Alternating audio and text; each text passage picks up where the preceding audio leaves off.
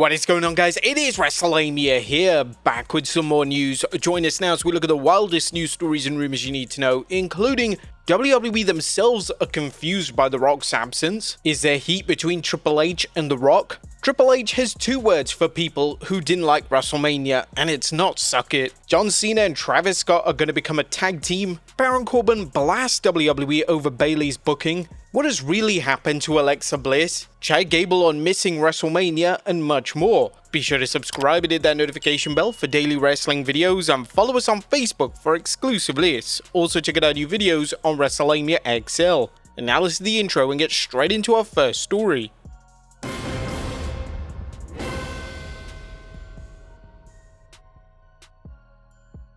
Now first we look at the WWE Rock drama heating up. On top of today's news is a current alleged drama involving the WWE and The Rock, particularly why The Rock made zero effort to hype WrestleMania after his critical role in John Cena's heel turn at Elimination Chamber. This mystery deepened further when the final boss appeared on the Pat McAfee show and made what some see as an implausible reason for his absence, chiefly that he didn't want to overshadow the main event. But WWE themselves are confused by The Rock's absence. One of the biggest questions is whether the reason The Rock didn't hype WrestleMania was due to heat between him and Triple H. Fans are raising this question, but so far it's a case of circumstantial evidence and what can only be described as speculation. Nonetheless, there are questions being asked about why The Rock showed up at Elimination Chamber and then just vanished, with Fightful Select reporting a number of talents took note of the fact that The Rock was not at TV, on TV, or at WrestleMania, didn't do any promotion leading up to the event or even tweet about the show coming up. Another talent pointed out that he didn't tweet about the show, but quickly reappeared on the podcast after the event and discussed being called to advance ticket sales and some things he took issue with on the show. Do you think The Rock was being on the level with Pat McAfee about why he wasn't at WrestleMania and why he didn't promote it? And is there actual heat between Triple H and The Rock? But while we don't know whether there's any actual beef between The Rock and Triple H, what have WWE superstars heard? Well, according to Fightful Select, they're in the same boat as fans, as there were a number of WWE talent who brought up that The Rock wasn't referenced, as in his Hall of Fame speech, but said that if there were any issues with him and Triple H, as the world has speculated, it hasn't made it to the rest of the roster yet. Now, this could be a case where WWE talent have been told to stay quiet, or a case where information just hasn't trickled out yet. What are the WWE superstars' opinions on The Rock's involvement? How did the WWE superstars feel about The Rock's involvement in wrestling? While it's difficult to judge the roster's overall feelings on things, Fightful Select did check around reporting. A longtime talent said that the roster always loves seeing The Rock at shows, but noted that the card is at the mercy of Dwayne comment from a top talent last year was something that they believe pulls The Rock in both ways. One person there we spoke to claimed that The Rock didn't want to be seen as interfering with WrestleMania plans like last year, but possibly didn't understand how integral he would be to the story. If reports from 2024 are accurate, not everyone was happy with The Rock's excessive appearances during the build-up to WrestleMania 40, with some wrestlers complaining how The Rock ate up valuable television time. Ultimately, the only people whose concern mattered were WWE executives, who likely were thrilled by the ratings the final boss delivered. Next up, Triple H has two words for people who didn't like WrestleMania. WrestleMania ended in probably one of the best and worst ways possible, ending with John Cena winning the Undisputed Championship for the 17th time and ending Ric Flair's long-running record. Many fans, including ourselves, were not thrilled with the ending itself. It felt incredibly flat, the match was average at best, and many were anticipating The Rock to come out and cement his allegiance with the heel John Cena. Instead, we got Travis Scott coming out to help out Cena and close out the show. But if you didn't like that ending, well, Triple H had two words for you at the end of the WrestleMania roast, and it certainly wasn't suck it. I just want to thank all of you guys. It's been a hell of a week. We've had a blast. I hope everybody was entertained. This was a lot of fun. I've been back there and laughed my ass off. The truth is, hopefully everybody had a blast at WrestleMania weekend. And if you didn't, I've got two words for you. Fuck off. Now, even though there was no official recording of the roast itself and WWE will never have any plan to release it, audio leaks have made their way onto the internet, something that WWE is making sure gets taken down immediately if anyone dares to share it. Next up, did John Cena make the call to turn heel? Now, who did make the call for John Cena to turn heel and when? Fans have heard different stories, leading to some fans wondering whether the move was a last-minute decision or that WWE has been keeping fans in the dark with misleading stories to keep them guessing. During his interview with Pat McAfee, The Rock suggested he made an offer to Cena to turn heel and that the original plan was for Cena to betray Cody at Mania. However, Dave Meltzer is reporting otherwise, as during a recent episode of the Wrestling Observer Radio, he claimed, obviously there was a decision about John Cena on the day of the show on whether the turn was going to be that day or whether they were going to save the turn for WrestleMania. That was John Cena's decision. He made the call to do it.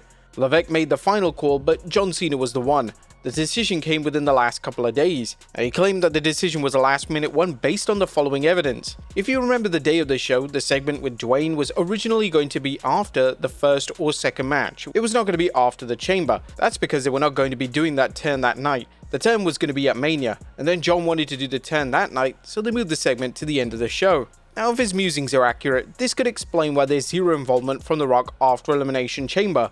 Had Cena turned at WrestleMania, WWE wouldn't need The Rock's involvement as much as they did after the final boss was so involved in the turn. But part of the problem with the current WWE Rock story is that there's so much unreliable information out there. Do you think it would have been better for John Cena to turn heel at WrestleMania and not Elimination Chamber? Next up, John Cena and Travis Scott are going to be a tag team. Now, a new report from Corey of Pro Wrestling Nexus suggests that the WWE Universe hasn't seen the last of rapper Travis Scott, and that Scott could end up working a match.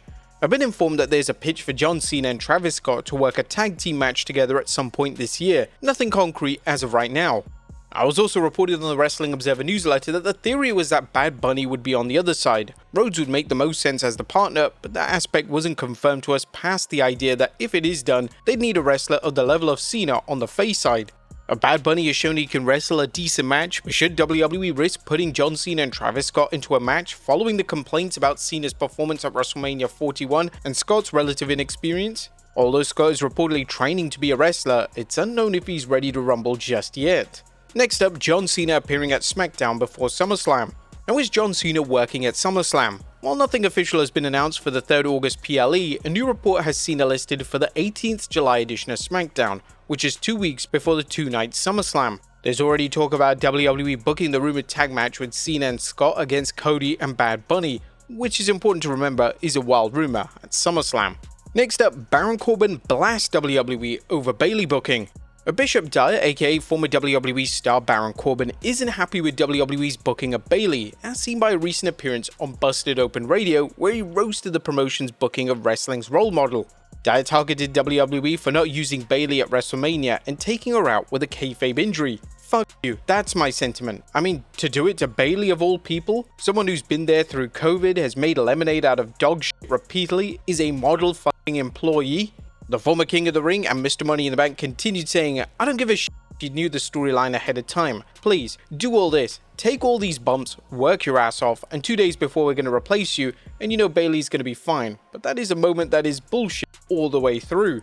Bayley's commitment to WWE is well known, as is her willingness to help younger talent get over, which may explain Dyer's anger. She didn't get to be on WrestleMania. She went down to NXT, elevated talent, does everything you've asked for her. Bayley deserved to be on WrestleMania. It's insane to me that you take that moment away. And many wrestlers did not get to work this year's WrestleMania, despite the show featuring 2 nights of action. Should Bayley have appeared at WrestleMania? Next up, Damage-CTRL member returning to action. A Damage-CTRL has been an afterthought with so many of its members sidelined with injuries, but that may be changing soon. PW Insider reports that Kairi Sane was spotted at WrestleMania 41 and she's expected to be back anytime. Sane had been sidelined with an unknown injury since December, but one half of the Kabuki Warriors tweeted about what's kept her out of action and how she's rehabbed. 3 months ago I tore a ligament in my thumb and couldn't even open a bottle cap. Now I've fully regained my grip strength and I'm even stronger than before. I'm truly grateful from the bottom of my heart to Dr. Hirsch, who performed my surgery. He was such a kind and wonderful doctor. I wish I had taken a photo with him to remember that moment. Sane's Kabuki Warrior partner Asuka is also expected to be back soon, a return that could lead to a renewed push for Damage-CTRL. Much has changed since Sane and Asuka's absence, primarily Io Sky winning the Women's World Championship. It'll be interesting to see whether any Damage-CTRL members decide to go for the title or focus on something else. Next up, what has really happened to Alexa Bliss? Where is Alexa Bliss, and is there anything keeping her from appearing on WWE television?